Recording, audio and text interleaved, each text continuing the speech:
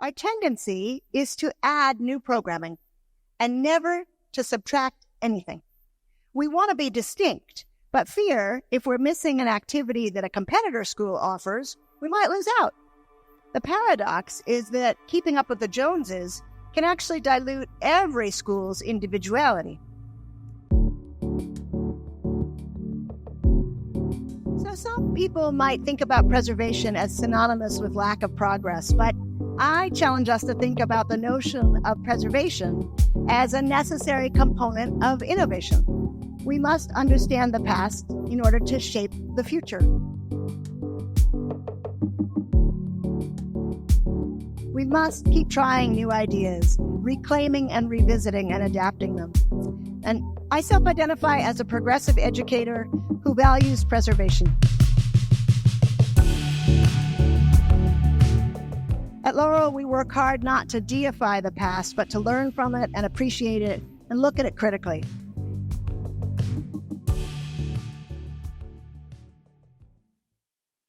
Okay, good morning, everybody. I think I'm vertically challenged here. So if Olivia is the future of Laurel, I'm going to talk to you a little bit about the theme that I was told to talk about, by the way, which is preserve. He doesn't know what I'm talking about. So I named the talk about 7 times, but today's working draft is called Roots and Branches, Preserving Our Past to Inform the Future. And when Thomas was talking about the mission, I thought I should probably reveal to you that I'm actually a drama teacher turned head of school. That's a pretty unusual trajectory in most independent school leadership positions. But I felt like I should look and feel more artsy for this crowd. So I'm claiming my past, my own preservation. I'm still a drama teacher at Laurel School. And when I got here, he said, "Do you have any slides?" And I said, "No, this is totally a low-tech conversation about preservation." So here we go. I love this space, and I have loved it since I came here, because having a space dedicated to the preservation of Cleveland history feels like a great metaphor for my conversation with you. What is it that we preserve in schools, and how does preservation serve as a springboard for evolution and adaptation and innovation? And I was thinking as we came in this morning of the people who knew how important it was to hold on to the history of Cleveland and what that would mean for future generations. So some people might think about preservation as synonymous with lack of progress, but I challenge us to think about the notion of preservation as a necessary component of innovation. We must understand the past in order to shape the future. And I get to shape the future in a small way every day with a whole lot of fabulous humans who go to Laurel School. I am not even a Clevelander by birth, but I could get lost forever in the archives upstairs here in one of the mansions, which I once had the great fortune to be shown. I love history. I'm an English teacher, but I came pretty close to being a history major at one point. I love lots of chapters of our past, but I'm always conscious of how easy it is to romanticize the past and think about lacy white blouses and high button shoes, and to forget poverty and racism and elitism, and the absence of indoor plumbing or antibiotics. And so I'm always kind of teetering on that fulcrum. Here at the Cleveland History Center, I'm trying to use the correct name because I had written down Western Reserve Historical Society, we preserve the history of this region to share with future generations. Children learn about the way things were. I escorted my own son when he was in 3rd grade to learn about the fact that Cleveland was a major stop on the Underground Railroad known as the City of Hope, and later a destination, of course, for the Great Migration. Learning from the past helps us make connections to our own experience, and perhaps more importantly, to consider how a deeper understanding of our past can help us strive towards a better future. As I often tell my girls, all 610 of them, we must hug the whole experience of being human. Joy and sorrow, pride and regret, what's positive and what's painful about the past, the present, and the future.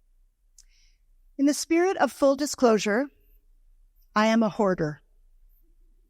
Our storage unit in Solon, actually, if I'm really truthful, our 2 storage units in Solon, are stuffed with family ephemera that connects me and my husband to earlier generations. Letters my 4 uncles wrote home from the 4 different theaters of World War II where they served. Scrapbooks, hankies, photographs, journals. I, chief hoarder, hold these items as a way of holding on to our family stories. We pass the stories of our family down from one generation to the next, only occasionally editing for dramatic effect. I long to keep those cartons full of artifacts for my children's children. But will anyone really want those dusty documents that belong to ancestors they only know through stories or through the pitch we heard, your pitch on family photograph albums? I was so happy to hear that pitch. So the verb preserve is defined as maintaining something in its existing state. And my 9th grade English students, who have been steeped in broadening their vocabulary with me all year, would also add synonyms, because I asked them the other day, to keep safe from injury, harm, destruction, to conserve, protect, care for, look after, safeguard, keep. When I first contemplated the theme preserve, I thought of the shelves of canned goods displayed at the county fair near the little community where I spend time each summer. Rows of fruits and vegetables preserved for the winter, an old custom that continues in rural families: peaches, string beans, beets, tomatoes, jams and jellies, their jewel tones glowing in the late summer afternoon light. I have a clear memory from childhood of helping my own mom one August put up peaches. Canned peaches, she called them, which confused me because where were the cans?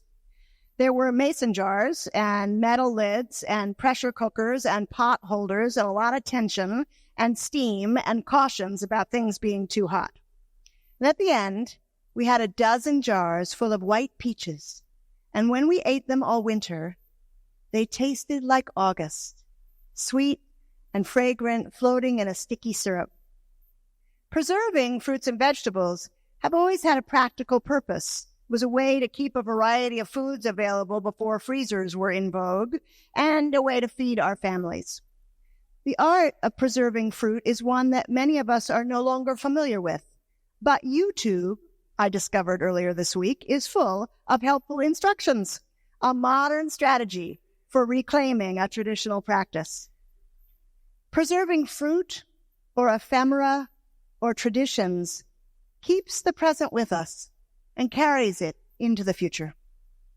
Sometimes we, schools and people, struggle with what to keep and what to jettison. Marie Kondoing our lives is not actually so easy, I think. I think about adult children confronted with the contents of an older parent's home.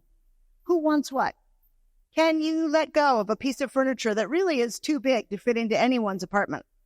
Will your children want their grandparents' wedding albums? Questions like these are freighted with emotion, bound up in love and obligation, and sometimes in a sense of feeling overwhelmed. This is a version of the same dilemma great schools face. Our tendency is to add new programming and never to subtract anything.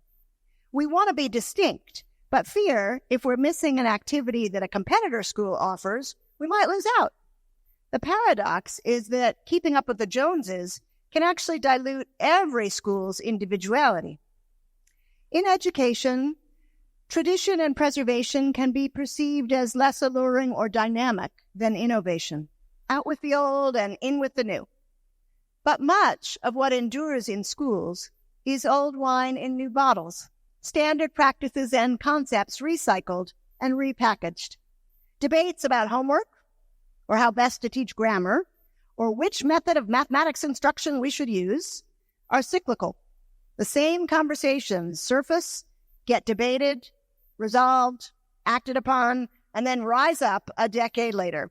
I've been at Laurel 15 years, so I'm midway through that cycle of things just coming back to us. What best serves our students? We ask that question perennially.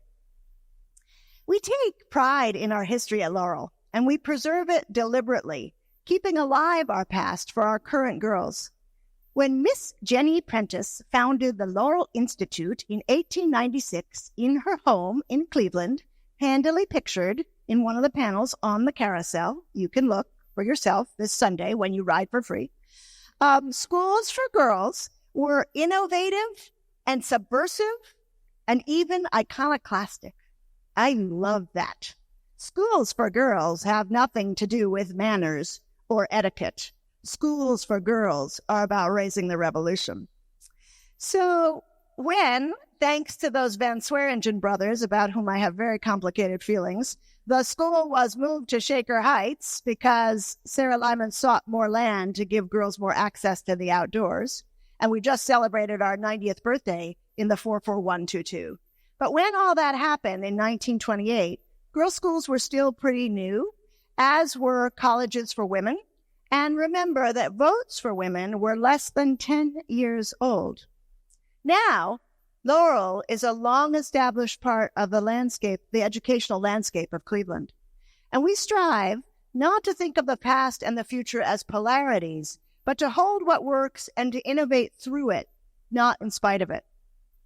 In our swiftly moving world, I believe that it is good for girls to feel connected to something larger than themselves, to hear about the accomplishments of Laurel alumni, to know that there are legions of women interested in the girls, even though those alums may never know our students personally. We emphasize our school's past and the future that shimmers out in front of each one of them, explaining that someday, too, she might return to the school as a proud alum, as our own alumni will begin to do this morning while I am here with you. The girls see themselves placed along a beautiful continuum. Our mission at Laurel is to inspire each girl to fulfill her promise and to better the world. That back end has never felt more urgent to me. And our value statement goes like this: committed to building a just and inclusive world. Laurel girls are courageous, creative, ethical, and compassionate. And I thought that mapped rather well to the mission statement that you had on that pretty slide at the beginning. Known well by all of our girls, these two touchstones guide everything that we do. They remind the girls of our lofty expectations. We intend to continue to graduate generations of girls who will change this world for better. In the first dark days of the Depression, Headmistress Sarah Lyman wrote the checks to pay her faculty from her own checking account. A little more than a decade later, Edna Lake, Lyman's successor, took in English children escaping the London Blitz and waived tuition for some families when their financial circumstances were too dire. And later that decade, she routinely closed the school to take all the girls to opening day for the Indians. Generosity, selflessness, fun, those are good messages to share with girls about learning. In my earliest years as headmistress, my infant son was often with me at school. I wanted to model for the girls that the woman leading their school could be both a mom and have a career about which she feels passionate.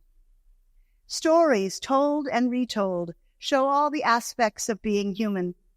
In the same way that I started by explaining my own family's obsession with our history, so schools are shaped by the narratives we tell and retell. Teachers know that it is stories that promote recall. So now a little story about American education. By the early years of the 20th century, Laurel was up and running, but education grew divorced from the need for students to acquire skills associated with any craft. Students didn't go to school to learn how to be a blacksmith or a carpenter or a weaver. They'd actually never gone to school to do those things.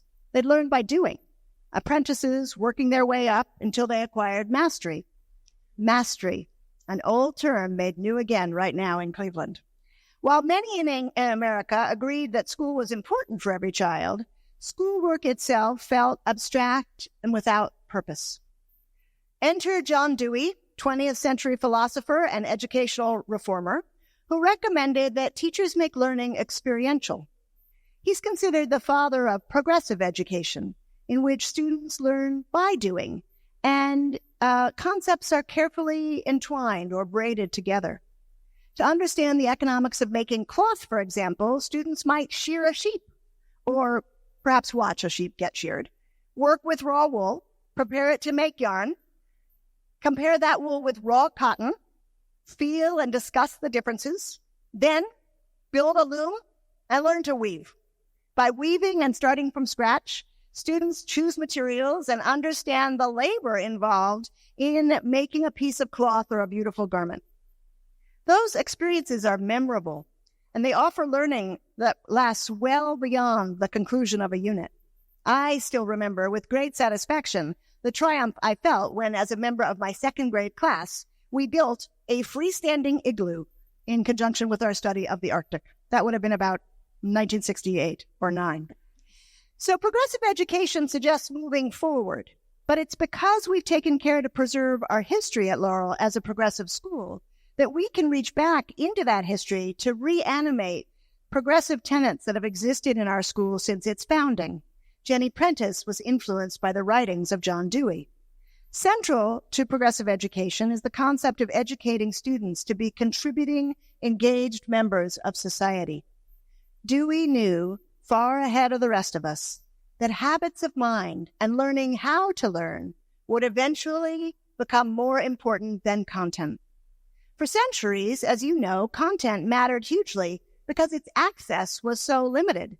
But as technological advances put books in the hands of many and now computers in the hands of most, Dewey seemed prescient in his understanding that our real job as educators was teaching children to question, to problem solve, to discern, to think both critically and creatively, to wonder about how ideas relate, to make meaning by doing, and to develop the habits of mind that will allow them to be curious throughout their lives. That industrial model with which we associate traditional schooling eclipsed the child-centered, more progressive ideals of Dewey and Francis Parker because the industrial model was more efficient. Schools asked children to sit in rows, fill out worksheets with bells ringing to punctuate set times for English or math or science. We adopted a calendar that still acknowledged the need for students to help families bring in crops over a long summer break, but we didn't adjust the calendar when farm life gave way to city and suburban life. And when the space race began, sort of commensurate with the start of my childhood, we as a nation fell in love with technology and the advances it brought. In my own life as a school teacher that stretches back 37 years, I know that the more technologically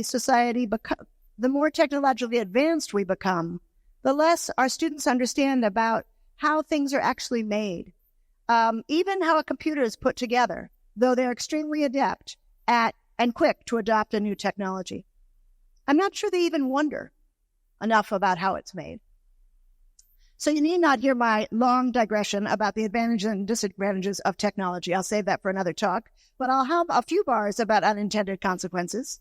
First, as I said, so much content is now available with the swipe of a screen. So our job is to help students discern what's credible, to help them think about what they read. There's no doubt in my mind that technology allows me to produce material faster, and when the batteries are charged and the computer behaves, after I've restarted 3 times, I do write more swiftly and with less frustration than I once did by hand or with the whiteout cartridge that I thought was so fancy that I popped in and out of my Selectrix typewriter. But the pace of our technology-rich lives can be hard to sustain. There's so much that comes at us, a relentless tsunami of information. And I'll digress for a moment to suggest that tied perhaps to that onslaught of constant information is a skill that does feel hard to preserve, and that is civil discourse. More and more, it seems to me that teaching students how to really listen to different points of view and how to take in information before formulating a rebuttal or demonizing the person with whom you disagree is essential. How do we help students break free of the self-confirming echo chamber that social media provides? How do we help them adopt a real willingness to listen, to learn, to risk changing their minds? Civil discourse, to me, it feels is well worth preserving. Very hard to do, though we are hard at work on it at Laurel School. So back to preserve. Deep-rooted practice is the opposite of flash-in-the-pan ideas that pass swiftly. Feedback and revision have always improved all kinds of writing. Practice helps both musicians and athletes. Speaking a target language exclusively when studying French or Chinese or Spanish increases fluency. All of these ideas are as old as learning itself and as valuable. Therefore, we preserve them as useful practices. Our school's job today, and maybe forever, is to prepare students for a future we cannot anticipate. We know our students today are apt to have many careers or many different chapters in their lives. We need to help them be ready to grow their expertise as they meet a particular challenge or new topic. Not every fact needs to be recalled. There is, after all, that iPhone in their pockets. But they must know how to go about refreshing their knowledge or acquiring new skills when necessary. Whereas several generations ago, young people learned what they needed to know by watching their parents or apprenticing with a master craftsman, now it feels like there is so much to know that it can be overwhelming to consider how to convey what's essential.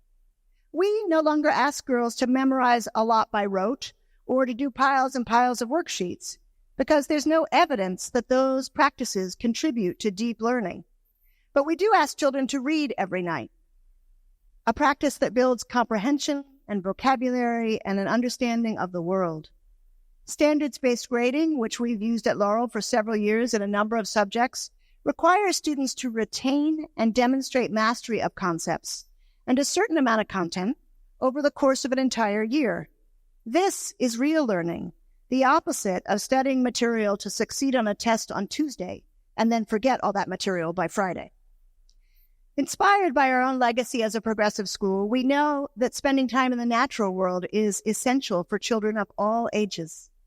At our Butler campus, 150 acres in Russell and Chester townships, we have wild spaces in which to learn and play. Unsupervised hours of outdoor play, enjoyed by those my age and older, are no longer so common. Tightly scheduled children rarely play without an agenda. But play is the real work of childhood. So we build in time for children to play as they learn, work things out when inevitable conflicts arise. Grown-ups are near, but not monitoring every breath. Butler has inspired us to design interdisciplinary immersion experiences that encourage our girls to make sense of the world by experiencing the natural world. Our students discover the progression of seasons, and they link concepts from science and art and literature and social studies. In our outdoor pre-primary, modeled after the forest kindergarten, children explore those 150 acres in every weather while learning how to be resilient and how to problem solve. And during their study of the Shakers every fall, our third graders make biscuits and applesauce and cure pickles. Little known skill. Each girl works many hours with a hand drill to make a pegboard out of oak. And in fourth grade, they build an actual weight-bearing bridge, drawing on all sorts of information from their classwork. We don't expect our girls to grow up to be woodworkers or literal bridge builders, but we know that these skills increase a girl's willingness to solve problems, to embrace risks, and to work as a member of the team, and to understand the value of perseverance and hard work. And we do expect that they're going to grow up to be figurative bridge builders, solving problems and finding solutions in their communities, not only making John Dewey, but all the rest of us proud. There's an obvious link between preservation and conservation, a metaphorical relationship that makes sense for children. Resources, both human and natural, are finite, and we've thought carefully at Butler about what we preserve and what we develop. Another example of a traditional practice adapted for today is Laurel's commitment to design thinking. Recently popularized by Stanford University and IDEO, design thinking uses the same process any creative group utilizes when trying to prototype solutions or meet a need or solve a problem. It's a process that encourages empathy and mistakes and missteps, and it celebrates iteration and eschews perfection, which is hugely important for the driven and ambitious girls who go to Laurel. In addition to asking girls to rise to academic challenge, we want girls to embrace physical challenge. We have an incredible priority. Sarah Lyman made that a priority when she moved our school out to Shaker. Our low-tech experiences in adventure, canoeing, hiking, rock climbing, give girls the opportunity to develop a sense of competence. And competence, of course, builds confidence. We also know girls must be able to use their voices to become change agents. In the late 1980s, then Harvard professor Carol Gilligan conducted research at Laurel to discover how adolescent girls made decisions. She found, this will surprise none of you, that when girls lose their voices, typically in middle school, they stop speaking up, take themselves out of difficult conversations. But speaking one's truth and having to support that truth with reasoned arguments is an important developmental milestone. So we work hard not to let our girls fall silent. We incorporate many opportunities for girls to use their voices, speech and debate, Model UN, plays, opportunities to connect with social justice initiatives through our collaborations with Facing History and Ourselves, clubs, affinity groups, and of course publications, because not every voice needs to be a spoken voice. At Laurel, we preserve the principles of a classical liberal arts education in which thinking critically is a skill that never goes out of style. And because we know that through giving of ourselves, we cultivate altruism and empathy, we've embedded service learning in our program. We seek experiences for our girls that encourage them to grapple with nuanced issues requiring complex solutions, engaging with and learning from any group they serve.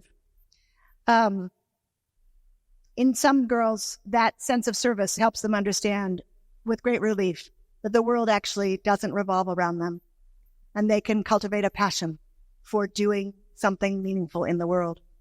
Much of what I've described to you today, the growth mindset of adventure, iterative value of design thinking, a sense of purpose through service, and the classical elements of a liberal arts education, is programming backed with substantive research that we've drawn on thanks to Laurel's Center for Research on Girls, which we founded in 2008 to put the world's best research to work for girls. And it's a revival of our commitment to research that dates from Jenny Prentice's days and her interest in Dewey. In private schools, we laugh that if you do something more than once, it becomes a tradition. So I wanted to speak a little bit about tradition. Great traditions cannot be preserved like flies in amber. They have to morph over time. Traditions and rituals help establish a culture. They feel a little tribal. This is how we do things. And a school as old as Laurel is anchored by many much-loved traditions that punctuate the school year. But there were traditions that worried me when I arrived at Laurel. Maybe they were founded with good-hearted fun in mind, but they, with a contemporary lens, are no longer serving us. So, for example, there was a scavenger hunt that a lot of the private school students participated in that was actually both embarrassing and humiliating and downright dangerous. So I squashed it. An emphasis on Christian hymns at Laurel excluded our Jewish and Muslim and atheist girls. In our zeal to preserve, we have to always challenge ourselves to look closely at the meta messages, because it's easy for traditions to become passé or not to be inclusive. Being stuck is a death knell for education. A wise educator with whom I worked years ago once met my enthusiastic proposal about what I thought was a brilliant suggestion with these kind words. Well, we tried that 10 years ago. Maybe it's time to try it again. And I have her willingness to allow me the freedom to pilot something and recycle an old idea has shaped what I believe about school. We must keep trying new ideas, reclaiming and revisiting and adapting them. And I self-identify as a progressive educator who values preservation. At Laurel, we work hard not to deify the past, but to learn from it and appreciate it and look at it critically. In the play that I wrote recently with our primary girls, we learned about the history of suffrage here in Cleveland and the passage of the 19th Amendment. Looking at our own past was a remarkable way to help our little girls feel empowered, to feel part of something big and part of history. And I'll close with this quotation from a 1972 book on preservation philosophy in the Tucson barrio. Quote, Americans seem to be eager to destroy their tangible cultural heritage by continually permitting that heritage to fall prey to the bulldozer. As a result, all that remains from certain historical periods today are written accounts and statements by historians. Although our cultural heritage dates back only 400 years, less is known about certain phases of our historical development than is known about civilization dating back much farther. End quote. I don't want to bulldoze Laurel's heritage or Cleveland's heritage or my family's heritage. I want it to travel with us. Thank you so much for listening.